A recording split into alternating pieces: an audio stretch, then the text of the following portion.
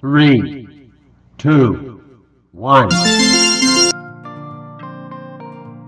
Assalamualaikum warahmatullahi wabarakatuh.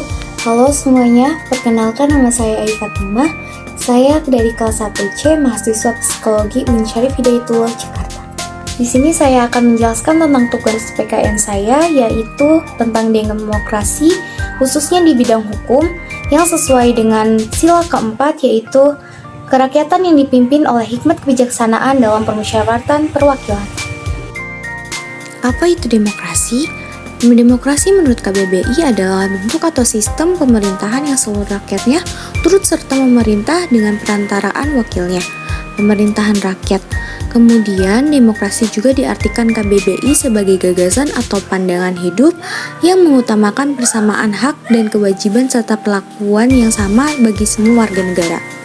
Terus, apa hubungannya demokrasi dengan hukum? Hukum, kekuasaan, dan demokrasi merupakan sesuatu yang saling berkaitan dalam negara yang menganut sistem demokrasi. Hukum dipergunakan untuk melegitimasi kekuasaan agar kekuasaan tersebut bisa diakui. Sebaliknya, hukum dipergunakan untuk mengontrol kekuasaan agar tidak bertentangan dengan demokrasi.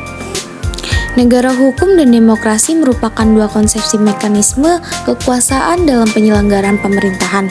Kedua konsepsi tersebut saling menopang berjalan secara stimulan, bahkan dapat dikatakan saling melengkapi sehingga tidak dapat dipisahkan.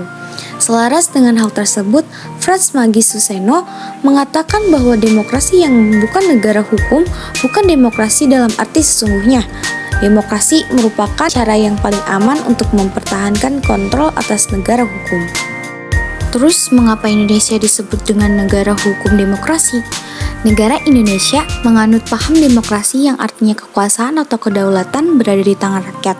Hal ini tercermin dalam pasal 1 ayat 2 Undang-Undang Dasar 1945 yang menentukan bahwa kedaulatan berada di tangan rakyat dan dilaksanakan menurut Undang-Undang Dasar. Mengapa perlindungan dan penegakan hukum harus dilakukan dalam sebuah negara demokrasi? Perlindungan dan penegakan hukum mutlak harus dilakukan dalam sebuah negara demokrasi adalah untuk menjamin dan melindungi terlaksananya hak dan kewajiban masyarakat sesuai dengan nilai-nilai demokrasi sehingga keadilan bisa tercapai. Sekian penjelasan dari saya, kurang lebihnya mohon maaf. Wabillahi taufiq wal hidayah. Wassalamualaikum warahmatullahi wabarakatuh.